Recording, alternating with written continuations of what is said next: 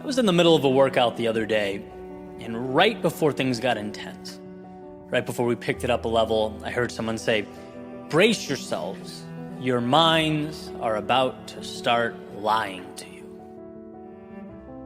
Now, note, the message was not, brace yourselves, you're about to lose focus. Brace yourselves, things are going to get challenging, the path's going to be unclear. No, the message was much, much simpler. That we would be told lies, objectively. And who would tell them? Well, the adversary within each of us. The dark side of the moon, right? Just as there's light, there's darkness. Just as we have the tools to build, we have the tools to tear down. In fact, our life trajectories hinge on whether we find those reasons we can or we find reasons we can't. Whether we push those so-called lies away or embrace and adopt them. But here's what I loved most about that comment, why I found it so moving. You know, I'm someone who's fascinated by the power of mindset. Obviously, I read about it, I experiment with it, I talk about it almost every day.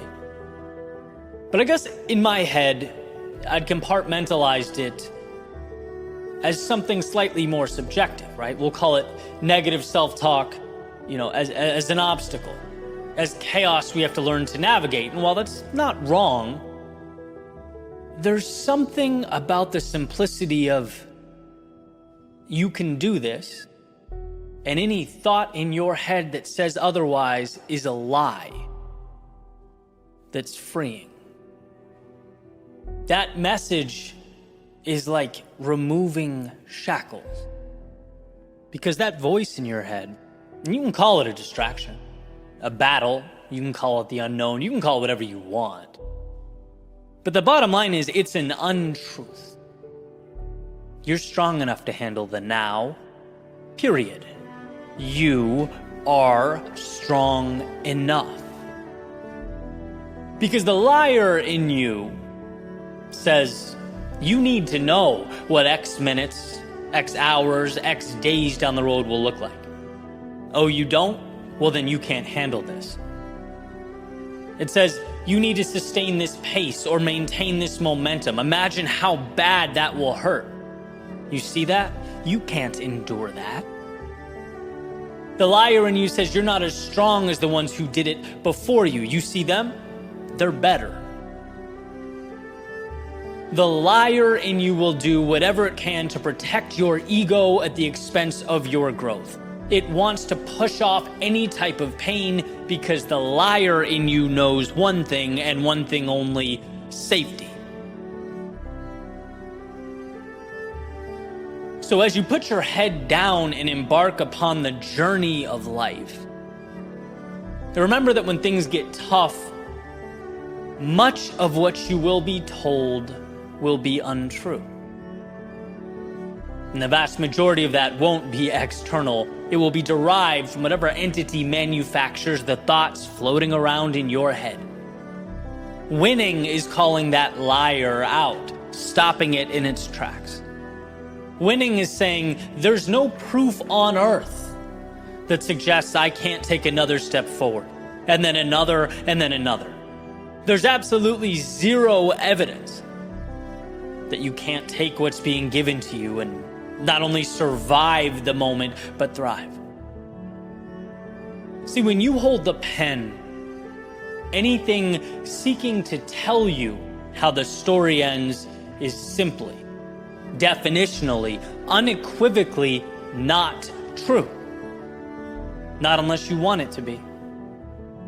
Because the story and its ending are yours.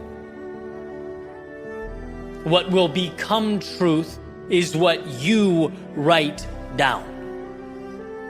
Line by line, moment by moment, day by day. So when the liar speaks, understand what she is and keep writing. And when the liar cries out, understand his intentions and keep building. If you want this moment, it's yours. And that is truth.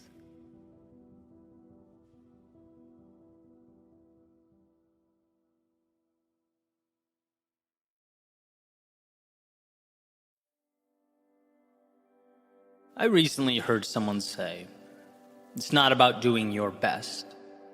It's about doing what's required. Are they different? Very. Here's my take. Doing your best has an emotional component attached to it. It's subjective. What exactly is your best? Well, it's a story that you tell yourself. A narrative opening the door to limitation. I've always found that when we put our backs against the wall and venture into scenarios where it's essential that we get something done, we somehow always find a way. When we leave no plan B for ourselves, we are required to make plan A work. And so we do.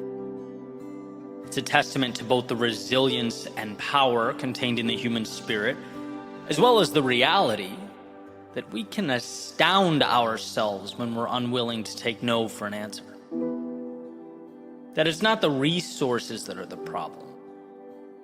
It's usually our unwillingness to move forward into the dark, our hesitance to try, explore, test, build, and rebuild. Actions that are surprisingly unrelated to one's best and have everything to do with accepting nothing less than an identified outcome. One of the reasons I fell in love with the sport of running is because it reinforced this notion in my life. It became the template with which I could repeatedly amaze myself. I talk a lot about earning confidence. And oh, how I earned it. Step by step, mile by mile, day by day, in the sun, in the rain, in the desert, in the woods, through city streets, all over the country and the world, I came to understand the relationship between the turbulence of now and the satisfaction of later. It was on those days I'd push beyond my usual level of comfort, when that cloud of pain and agony would hover over me. I couldn't even really point to where my body hurt. It just all seemed to come together into this one giant hell, and to learn that I could not only endure that, but grow in those moments. To see myself rise above any preconceived notion or understanding of best in order to defeat my demons, conquer the day's objective, it changes the way you see yourself in the world.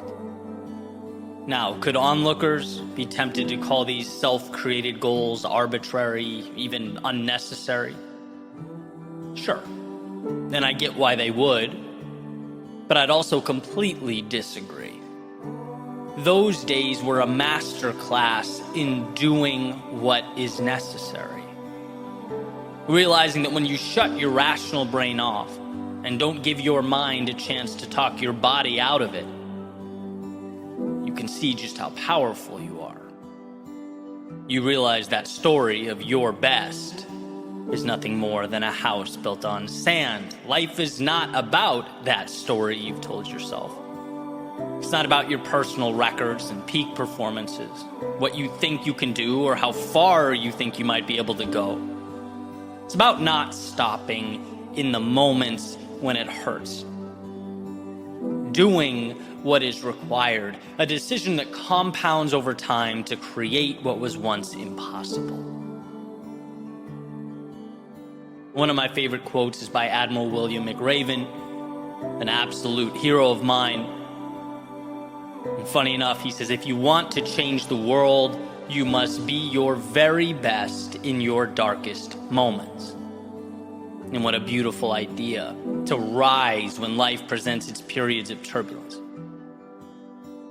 And sure, it may be a matter of semantics, but in those moments of darkness, I think of your best, not in the traditional sense, not as a personal metric, but as a willingness to do what must be done, a removal of the spotlight from you altogether and instead point it directly at the road ahead, at the task at hand.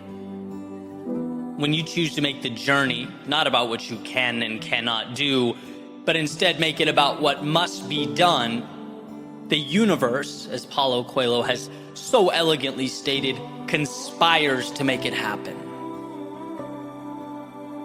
I think back to my journey, and at so many periods my best wasn't good enough. I was so lost and so overwhelmed that the only thing I could do was not stop moving. That was my superpower, simply trudge through the fear of things falling apart, the nagging pride and hurting ego. And what I learned was that life is no different than all those miles I'd put in running.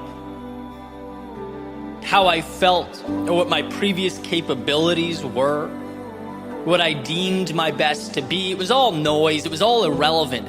What was required was that I move forward through the chaos and to something better, and so I did. And in your world, so can you. The stories we tell ourselves are so powerful, and in many ways valuable in our journey through life. But there's one narrative that eliminates the necessity of so many others. You can get to the top of whatever mountain you are seeking to climb so long as you do not stop. So long as you let go of the limitations tied to your quote-unquote best and instead do what is required to get there. You'll see how adaptable and transformative that best really is. How it's a lagging indicator. It will take time, but you're capable of being patient. And it will have its moments of chaos, but you are capable of weathering those storms. It will present obstacles that leave you unclear, uncertain, sometimes unprepared, but you're capable of picking your head up and moving through that haze. What you know of yourself now is a fraction of a fraction of a fraction of what you're capable of doing. And how far that goes will be determined not by putting a stake in the ground and calling it your personal best, but as Emerson has said, by hitching your wagon to a star and pulling yourself towards its light, a little bit at a time.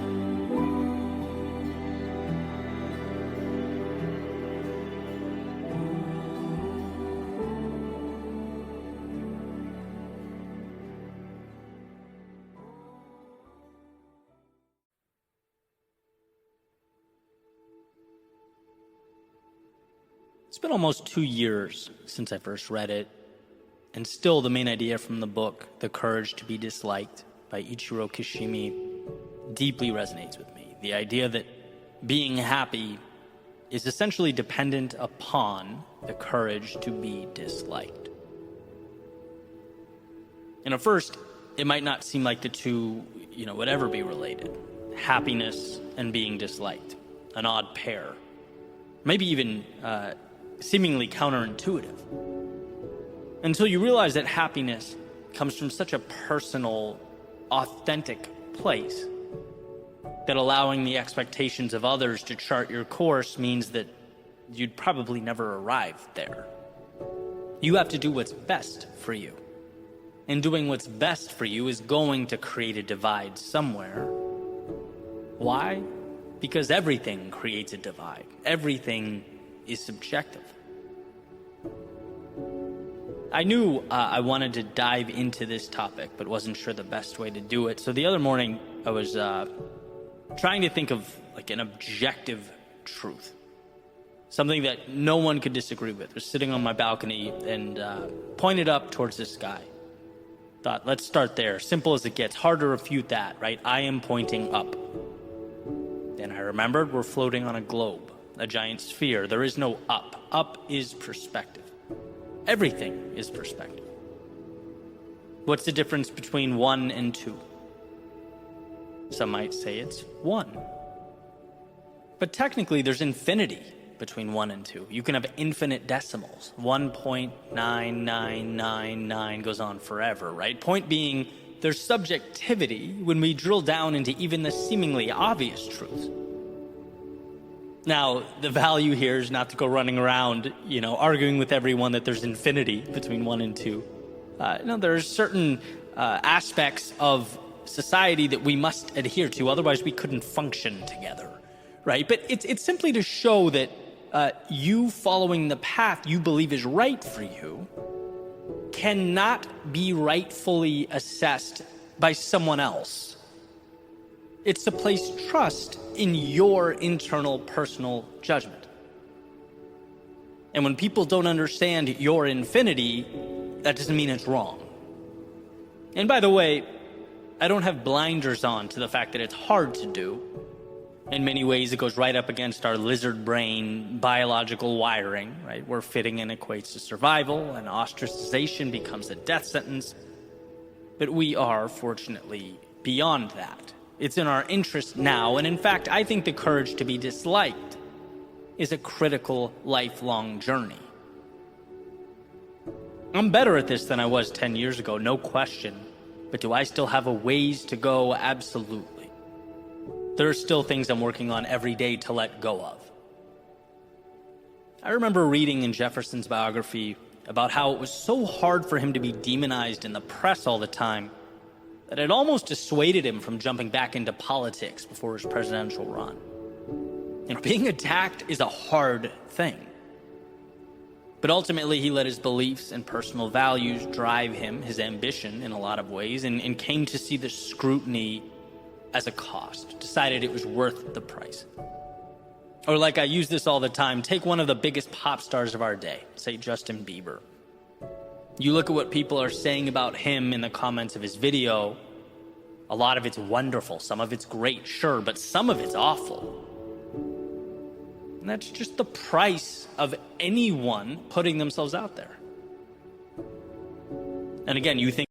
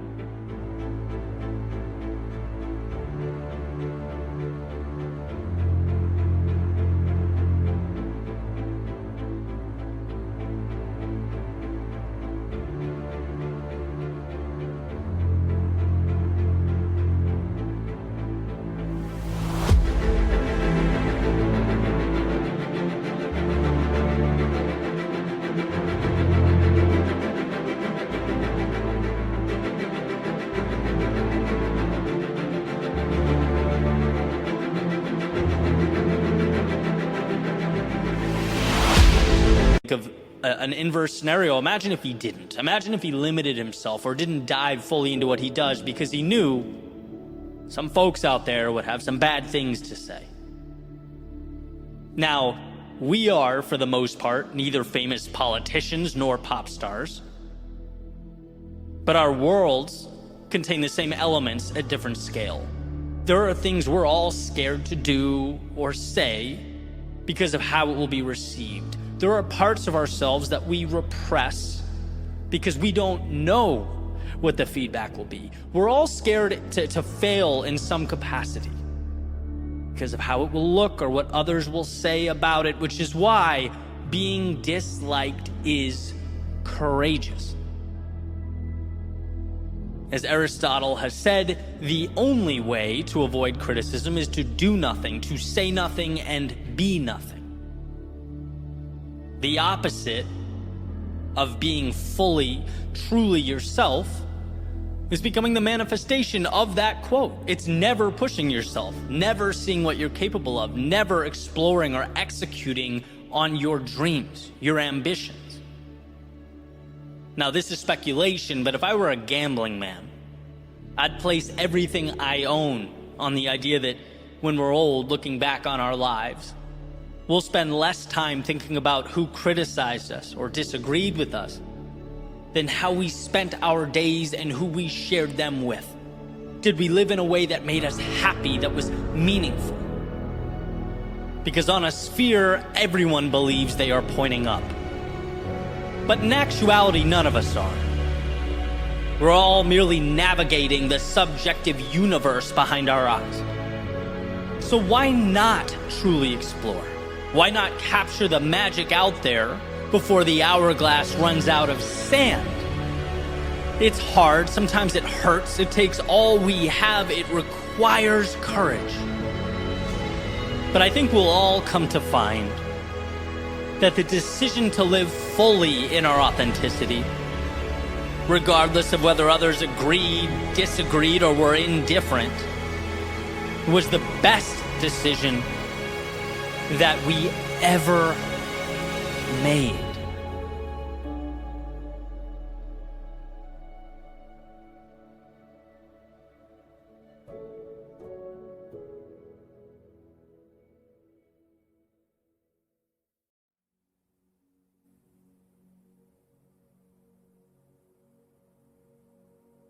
There's an old quote that states 80% of life is showing up.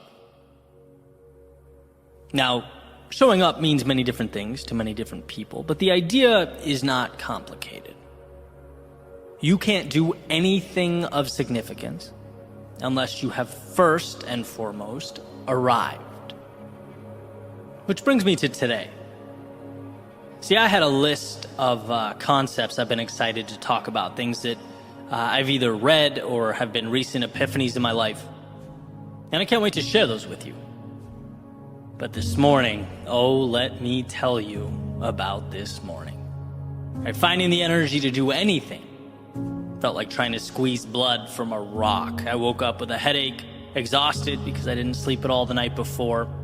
And you know that feeling, like when you didn't sleep at all the night before, you're oddly constantly reminding yourself the next day that you didn't sleep, and everything just felt off. And really, as I'm speaking now, things still kind of do. And so I got up and I sort of played with the idea of taking the day off altogether, right? Maybe I'm due for one anyway. I thought about resting.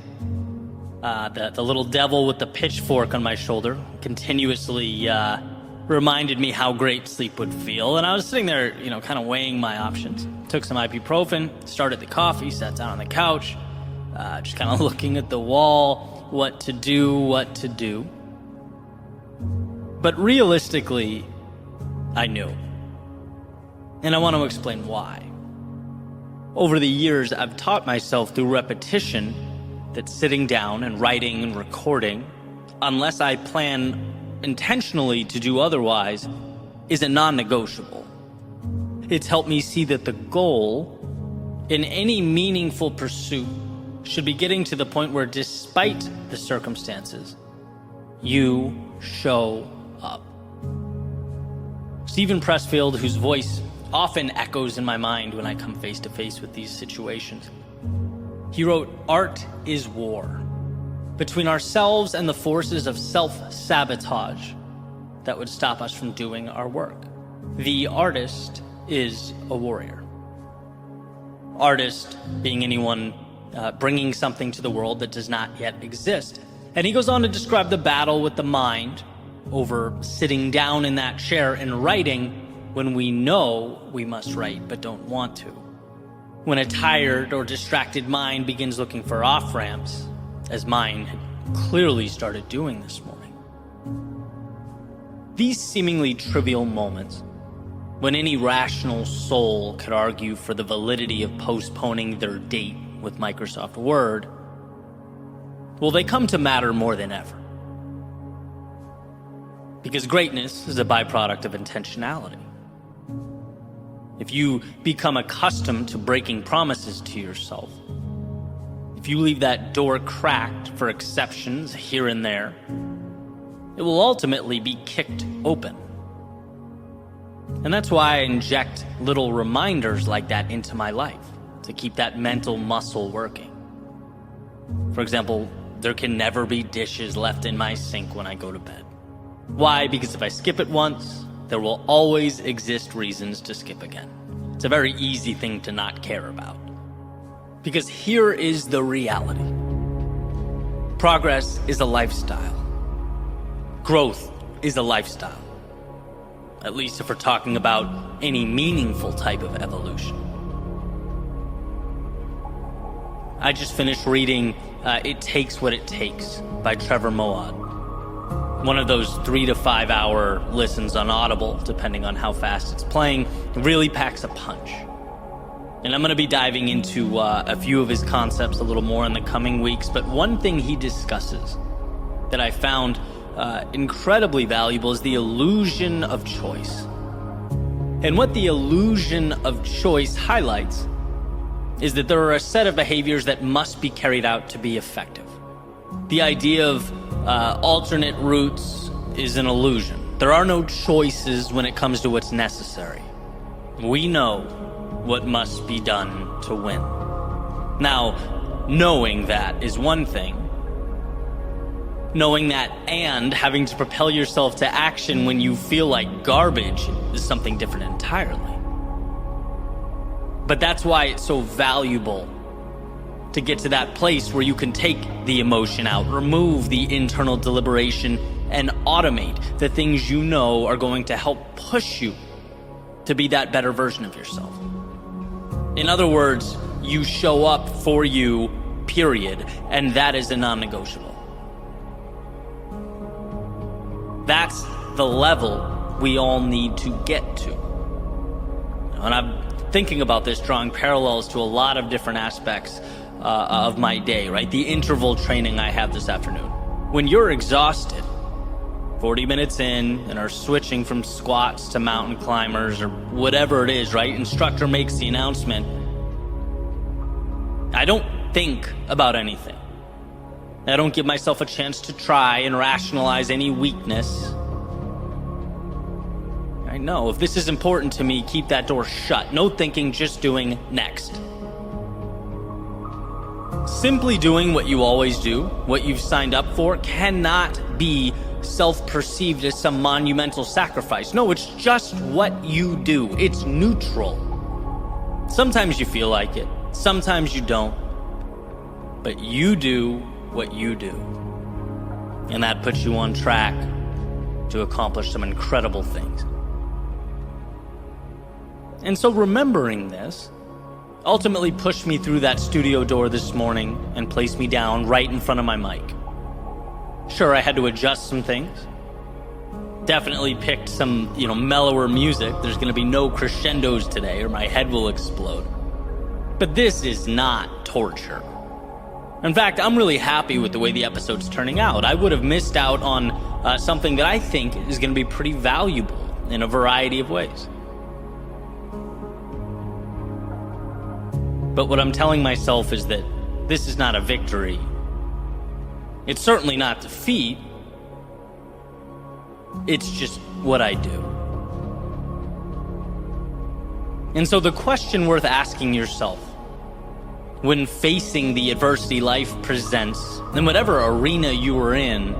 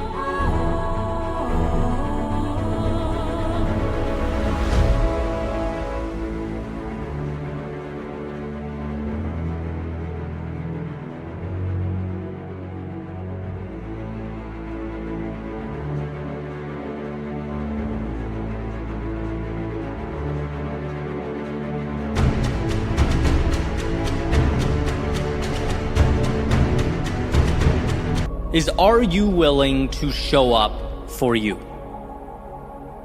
Can you turn that internal deliberation switch off when it comes to the necessities before you? Minimize that rationalizing that I battled with this morning. We don't need or want that. There should be no thinking, no cracked doors, no metaphorical dishes in the sink. If you decide something is important and you sign that dotted line, when it's time to execute, you act. And then you move directly onto the next. The goal is to not even negotiate with weakness. Now, that's not to say Pressfield's aforementioned war of art won't rage on as you journey to the new horizons you've set out for. But just like anything, it's an understanding that will help you focus, will help you say no to the distractions and the minutia, and continue writing your story, constructing your reality line by line and piece by piece.